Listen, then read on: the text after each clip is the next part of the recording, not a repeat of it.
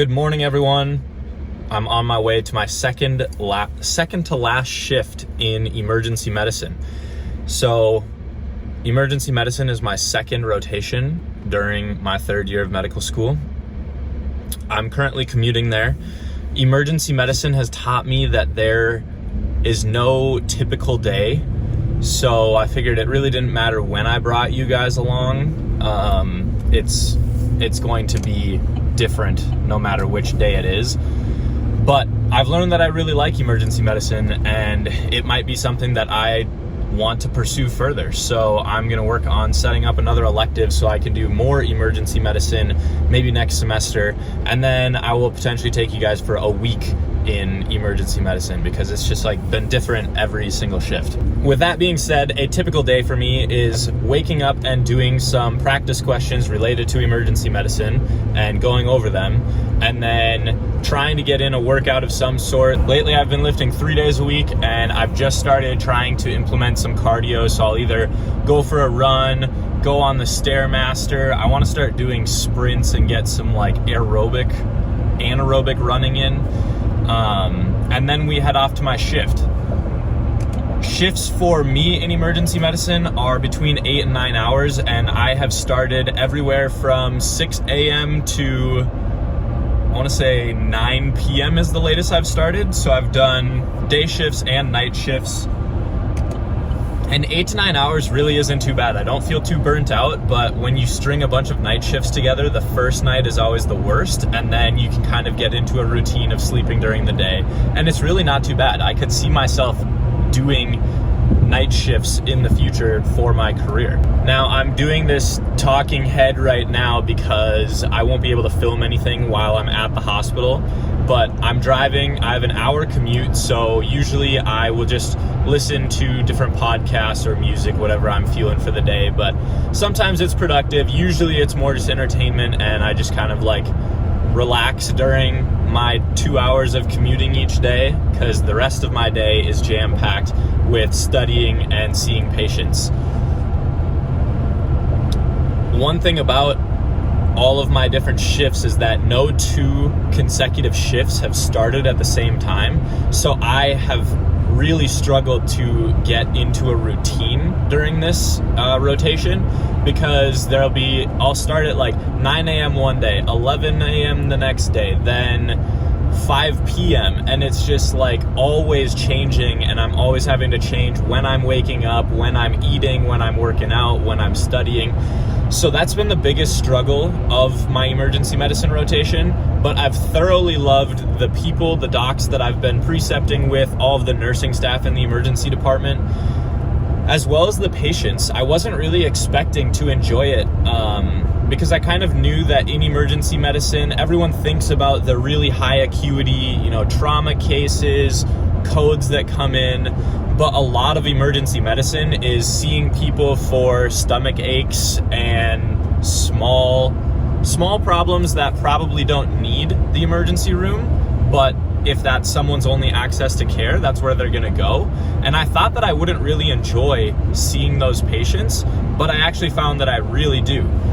One difference that I've found with emergency med over family med from last month was that instead of being constrained to a 20-minute treatment window where you have to see them, do your physical exam, and come up with a plan for them, in the emergency room, you can kind of just have as much time as you need. Whatever that patient needs is going to happen. So I enjoyed that I could have longer, more thought out conversations with patients and come up with better plans. I do struggle sometimes to come up with a broad differential. That's been the feedback that I've been receiving, but overall I've been enjoying it a lot. So to go over what a shift in the emergency room looks like, I come in and set up, I get my own workstation, so I have a computer, and I'll pull up the Epic emergency department board, and it will show me all of the patients that are in the department. And they'll be either in a room or in triage in the waiting room, and I have one doctor that I'm assigned to for each shift. And so I will just look at all of the patients that that doctor signs up for. So in this specific emergency department, they don't have like a block of rooms that they have. It's just whoever's available will take the next available patient, essentially.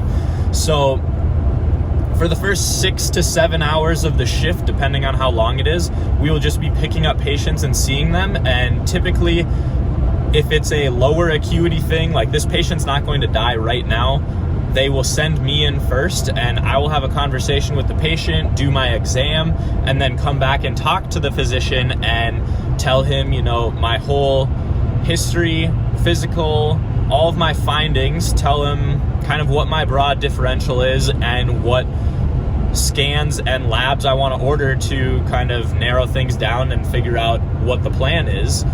And some docs will just take my word for it, and they'll just do whatever I said that we should do. They might add on a couple tests, and then they won't even see the patient until after we get those labs back. And then other doctors that maybe don't have med students as often, or just are very set in their own ways, will then go see the patient, and I will come with and watch how they interact with the patient. And they'll come in and tell the patient, you know, Hunter told me this, and that, but I just want to ask you a few more questions and that sort of thing. And then I can kind of see how they interact. And it's been nice because in 20 different emergency department shifts, I've been with 16 different providers.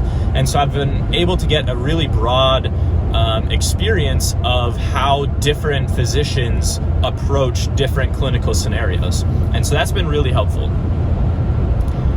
After we get labs back, we'll kind of go over results together and then go back to the patient with a plan. Usually it's just the initial encounter that I do by myself, and then after that we go and tell the patient what's going on together.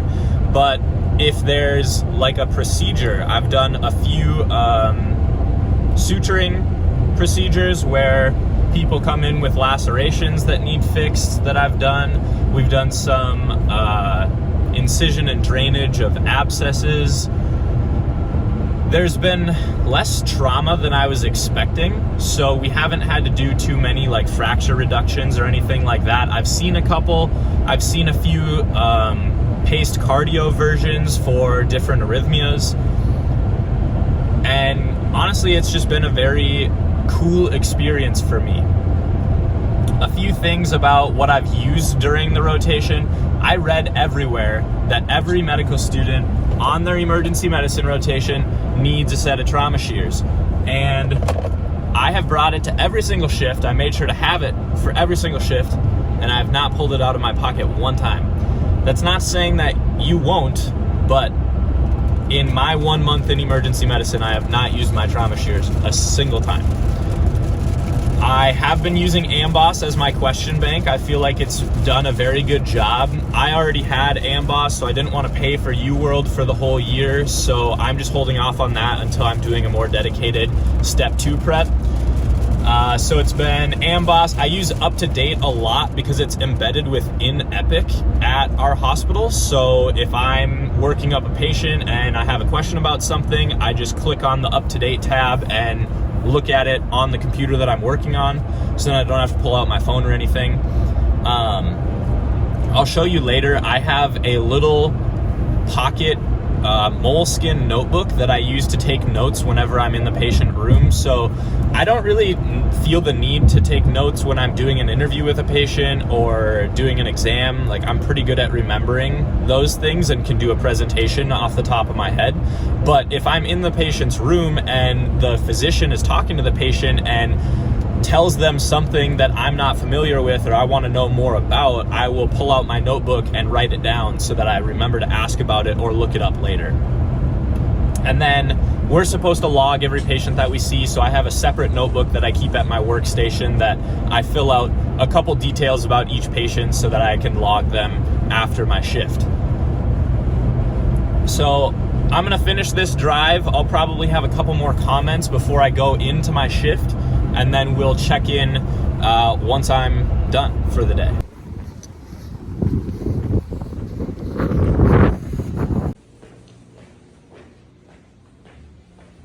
As you can tell from my appearance, it's been a couple months since I filmed the start of this video. I'm actually on my 1 week winter break now. I'm overlooking this golf course. We got some golfers coming by, and I'm hoping that this mic doesn't pick up all the planes that are going overhead. So I've been using this winter break to exercise a lot. We've been running or going to the gym almost every day, and then I'm just catching up on a bunch of like the administrative stuff that we have to do for med school, a bunch of scheduling, figuring out finances, and now I'm also catching up on YouTube. So here's this video.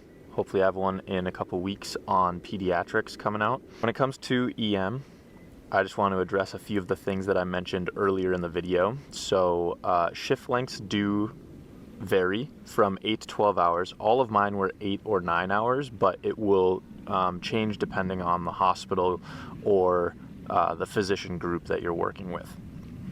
And the timing of those shifts is really problematic as a medical student because, at least in my case, they wanted me to go with a bunch of different physicians rather than the same physician for the whole time. And that became problematic for my sleep schedule. There was zero circadian rhythm throughout the month. It was hard to have any sort of routine when it came to diet and exercise. But once you're a practicing physician, you can kind of get a little bit better of a schedule. There are like nocturnists that only do night shifts. You'll still see some variance in day to day, and it's one of the complaints of many EM physicians is that you really can't get set into a rhythm, especially if you're working some nights and some days. The transition between those two is really difficult, but I think it'll be a little bit better as a resident or attending physician in emergency medicine over what I experienced as a medical student. Another thing I mentioned earlier in the video was what I thought I wasn't going to enjoy in the patient population seen in EM. And what I meant by that is that going into this rotation, I really expected to not enjoy seeing the lower acuity patients because I really thought that in my future career, I would really be interested in something very procedure heavy, and seeing patients that don't necessarily need to be in the emergency room and not being able to do procedures or not really doing any life-saving interventions sounded really boring to me. But through the rotation, I learned that I actually really enjoy those conversations, and emergency medicine is kind of transitioning more toward kind of a social work specialty, just because it is the place that a lot of patients, it's the only place that they can get care. And I actually really enjoy that. I enjoy the patient conversations, the patient education, and just kind of helping patients through that. I found it very rewarding and something that I look forward to in my future career. I already went through what a typical shift looks like as far as coming in, seeing patients on my own, having the provider I'm with either agree with my plan and do it, or I would then shadow them. But I did want to also clarify that depending on the emergency department, the hospital, the physician group that you're with, you'll see anywhere from 1.2 to 2 patients per hour. Sure, there are outliers, but that's pretty much most emergency departments is about that patient load. And in our case, we were seeing about 1.5 patients every hour. So the first 6 or 7 hours would be seeing patients. Sometimes you'd see, 4 in an hour. But then at the very end of the shifts, we were really just doing charts and making sure that patients were ready to be discharged, sent up to a floor, or handed off to the next provider. But we really wanted to make sure that we didn't have any like outstanding tests or like imaging that we would need to follow up on. So we would really stop taking on new patients about an hour to an hour and a half before the end of the shift and just work on getting our current patients to a point where they could be easily handed off to someone else, and there's nothing that they have to like rework up because we just handed them off without finishing them.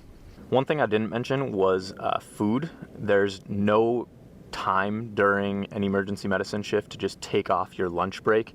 I say lunch because it could be any time of the day. It might be breakfast, it might be dinner, it might be a meal at 3 a.m., but you really don't get it. So on my rotation, I relied heavily on protein shakes easily snackable items like granola bars and beef jerky, and really just snacked whenever I could. Like sometimes it would be one bite of a granola bar between seeing patients, but I mean, it's important to get food in you, but just know that you're never going to be able to just sit down and have a meal. It's going to be snacking between patients whenever you have a chance.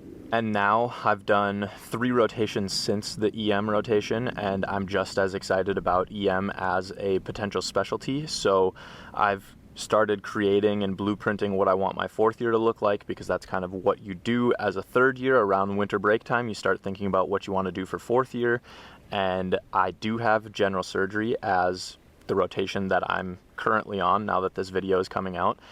So we'll see if that changes at all. I came in thinking orthopedic surgery, which will be my next rotation in February, so that could change things, but at least for now, I'm planning to apply EM for residency next fall, and am currently planning my schedule to be able to make those applications. So I'm really excited about EM. I also set up another elective for the end of this spring semester to be able to hopefully see some more trauma cases, higher acuity patients, because during my last one, it was a level 2 trauma center, but we only had 1 trauma activation the entire month that I was there. And while that's great for patients, it's not great for student experience. So I'm excited to have another elective to be able to have a broader sense of what EM is all about before I start doing audition rotations and filling out my applications for emergency medicine. But that's all I have to say for this one. Next one, I didn't film anything during pediatrics, but I'm planning to make a video about the things that I learned on peds, and we'll check in with you there. So hope everyone is having a happy new year, and we'll see you in the next one.